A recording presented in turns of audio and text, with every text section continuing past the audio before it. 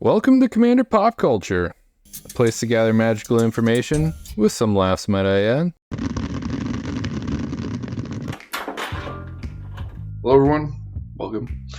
I have a list for you. I call it Sinner's Delight. I'm playing Sin, Spirit's Punishment once the set comes out. And I built two lists for you. I built a budgetless version and a $100 budget. I'll cover the budget version after I talk about this version. We talk about Sin. Whenever it enters or attacks, exile a permanent card from your graveyard at random, then create a tap token that's a copy of that card. If the exile card is a land, you repeat the process. Again and again and again. The plan of our list is just a lands matter list. Now, it gets a little awkward because obviously you need to get to 7 mana to play him, but we don't want to go too heavy on the ramp package. Well, all of our lands will be in play then, instead of cheating him into play from our graveyard. And then there's other stuff. The moment we hit a non-land permanent, the process ends. The other significant part about him is he's 7 power, so you could kill someone in 3 hits with him. You're a big boy. Just alone without any kind of stat increase. So let's get into it. Adrix Inev. It's a token doubler. The trigger exiles the original permanent and turns it into a token, so you get 2 when Adrix is in play. Super fun.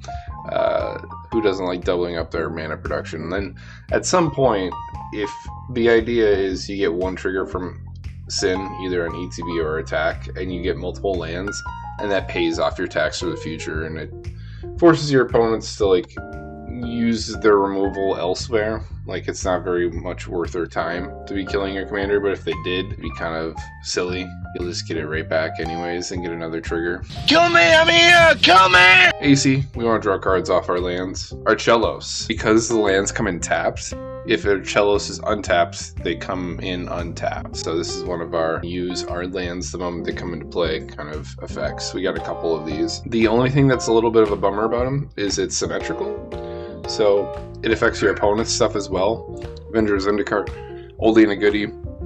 It's just a classic finisher, gets the job done. Whenever it comes down, you make a bunch of plants based on how many lands you have. Whenever land comes down after, all your plants get +1/+1 counters thrown on them.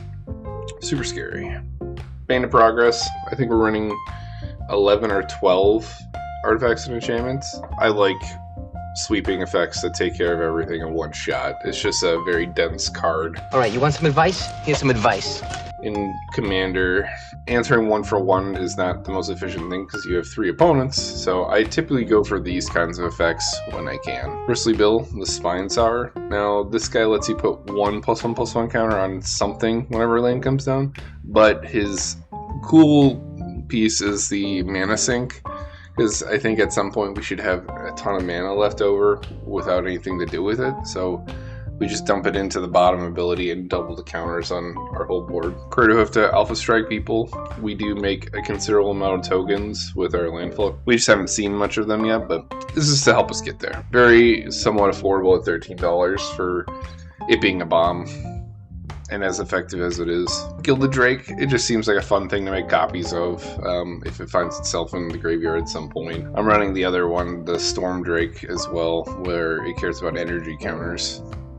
If you have anything left over from the original, you could just copy it, save it for the next one, and then get something bigger the second go around. Greensleeves, now this is one of our token generators based on lands entering. I don't like making little rinky-dink tokens, like 1/1s and 2/2s. They're not very impactful. I guess cost effectiveness matters to me too. If I'm going to be generating 2/2s, I want to be paying only 4 mana for it. Mossborn Hydra has trample, doubles its counters with every landfall trigger. Our goal is to Alpha Strike people with just this Hydra. I've not played a whole lot of it. It's supposed to give you Mana Gorger vibes. It should get bigger a lot faster though. Hail Hydra! Omnixilus drains people for 3, and it gets insanely huge with every landfall trigger. The other purpose for this is the Alpha Strike people with it. Polywog Prodigy, just a cheap card advantage engine, super good. Whenever someone casts something that's less CMC than its power, we get to draw. Rampaging Balos, you make a 4/4 every landfall trigger. Ruin Crab, pretty effective in our list. We have at least 37 lands. And we can make copies of them. And then we can make token copies of that. So we could mill people out with this thing. Tachiova, card advantage per land we get, and we get life back to vault. Now this is the one where we get 2/2s, but I appreciate it because it's efficiently costed. Sin exiles the land from our graveyard. It's effectively leaving, so we kind of get like a weird way of making tokens off our lands. If you're curious as to whether you'll get a token if you hit the repeated process from Sin, you do. The trigger from Tival gets retroactively added to the stack. By the time Sin finishes resolving, you could have, 3 to 4 Tival triggers to follow up behind it. Don't worry, we'll get him eventually. Get Rug Monster gives us a card draw every time we sack a land or a land goes to our graveyard from anywhere. It's actually super good. Tiller Engine. This is one of our untap our lands effects. If not, we could tap people's stuff down, make people more vulnerable. Depends on what's in our hand. If we have something to use our mana, then we'd untap our stuff, but if not, we'll tap everyone else's. Extra turn spell gets shuffled back into our library, super nice. Culling Ritual, I think something that would be kind of fun and cool is getting Sin out nice and early. It's possible with things like Culling Ritual. If we kill enough permanents, we just need a blue source untap, so we need 5 mana to pull that off. And I've seen this thing break people's backs. Oh, your money! Mainly mine. Every time I get a chance to play it, I always have a good time. We are a bit of a big mana list, so we get classic finishers like Sanguinate and Torment of Hellfire in here. Scape Shift. Kind of a perfect card for our deck because we sack lands. We get all of our special stuff, including Field of the Dead. We have a bunch of fodder in our graveyard for Sin to bring back. Oh, yeah. Triumph of the Hordes is another thing that Alpha Strike people with. Kind of does the same thing as Creator of Behemoth, but a little more efficiently costed. Will of Sultai. This will be effective at pumping up our commander and alpha striking people with them. The cool part about it is it puts counters based on number of lands you control. If no one has removal for Sin, you could probably kill multiple people because of one spell. Just by single attacks. Super fun. I've been having a lot of success with this card. Again, $1.90 seems underpriced for how effective it is in my games. Archer's Charm, I like the flexibility of this card. It's triple green, but if you heard me, talk about mana bases in brackets 3 or less, you just have free reign. Brackets 4 or higher, you can be punished for it, but in here, we're not, so we get to get away with playing things with triple pips. Hey, no consequences! The flexibility is nice because it acts as removal for enchantments or artifacts or removal for creatures. It also can let us tutor a creature or land. Nexus of Fate, another one of those extra turn spells that shuffles back into our library. We don't have haste enablers, so the extra turn spells kind of do that for us. If we can't win on the spot after making a ton of tokens, we follow up with one of these, and then we close out the game the turn after. That's the whole point of the extra turn spells. Second Harvest, super fun. I've never made land tokens before, but using that with Second Harvest seems incredibly awesome. Amulet of Vigor. This is one of our other untapping effects. 2 of our game changers on fast mana, because like I said, I think getting Sin out super fast and super early will be great, i.e. White Grim and Mana Vault are in here. Fence of the Heart, this just lets us tutor 2 of our biggest baddies and hopefully end the game.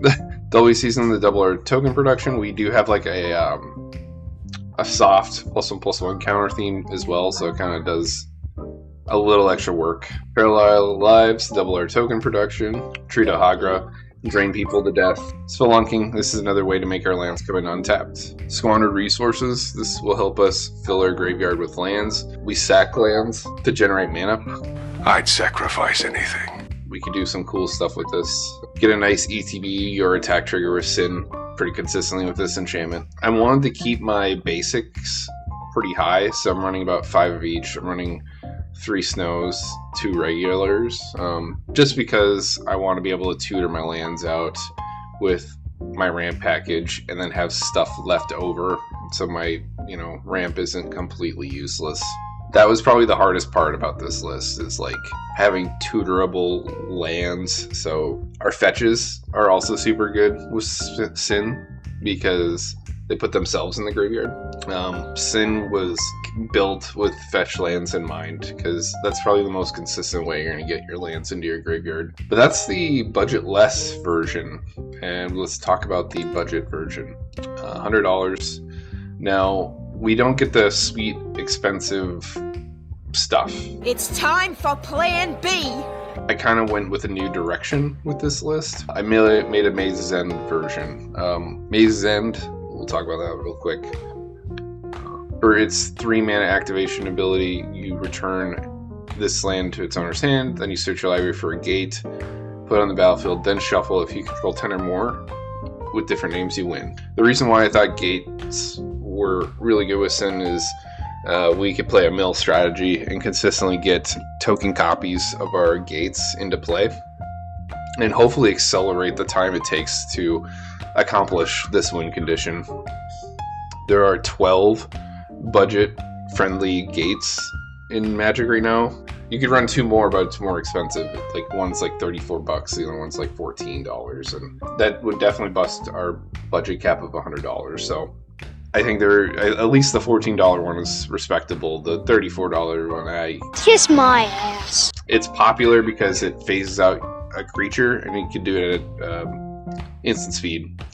And that's why it's as expensive as it is, and it came out in a Commander product, so it has like a limited quantity. I think it's the Talon Gates or whatever. I think Sin is pretty perfect for a gate list. I've never played a gate list before, so this will be the first time I ever, get to experience and enjoy this kind of a list. I'm a virgin.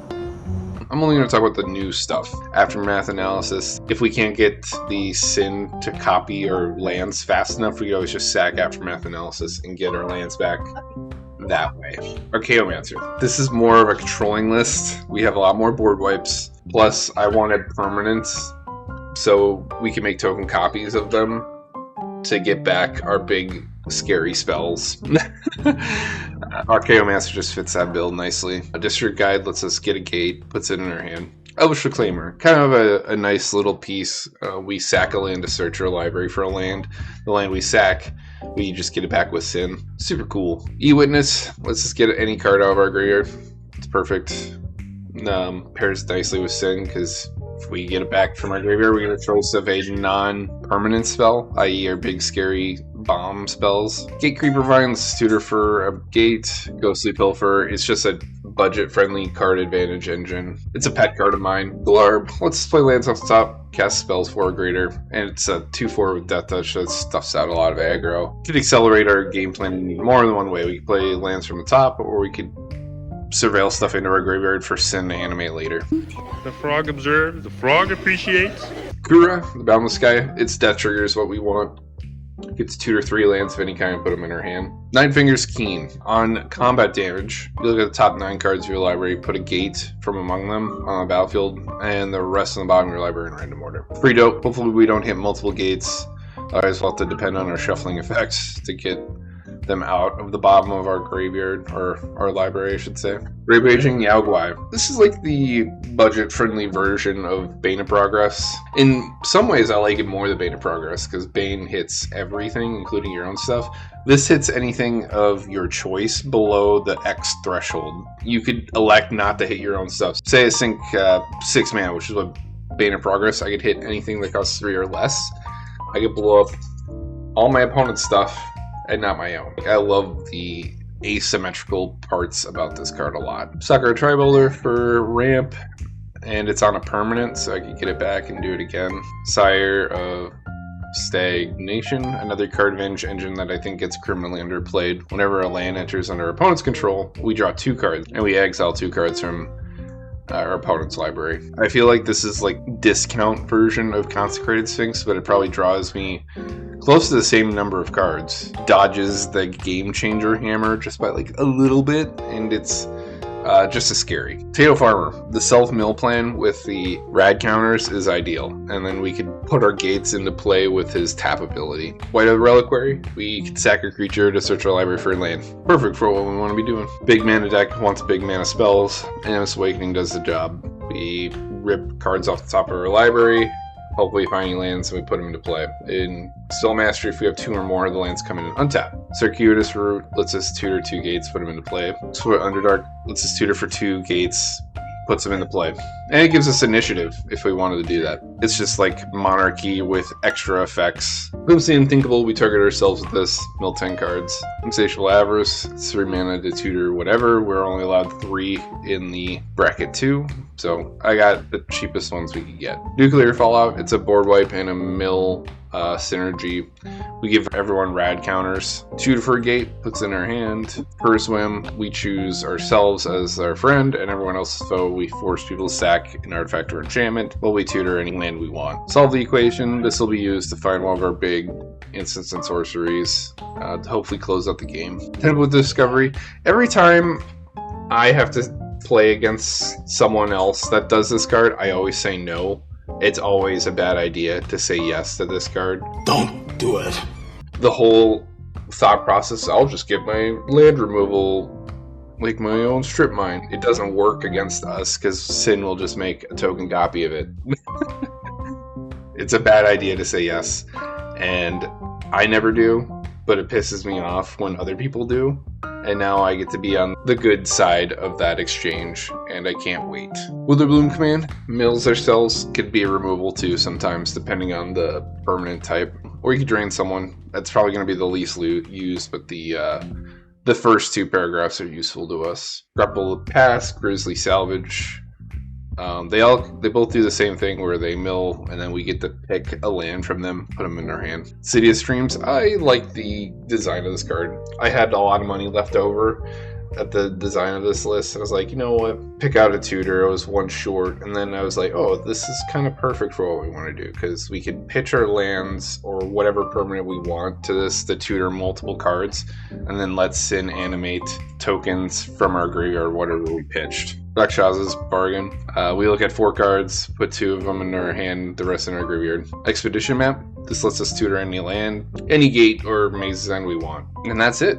I hope you liked both versions of this list. I hope you learned something. Something I want to do before I say bye is I want to thank everyone for subscribing to the channel.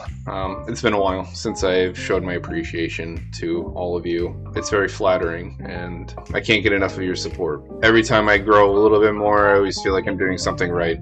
Just very thankful for all of what you guys do for me. So, hope you all have a great day. Take care now. Bye.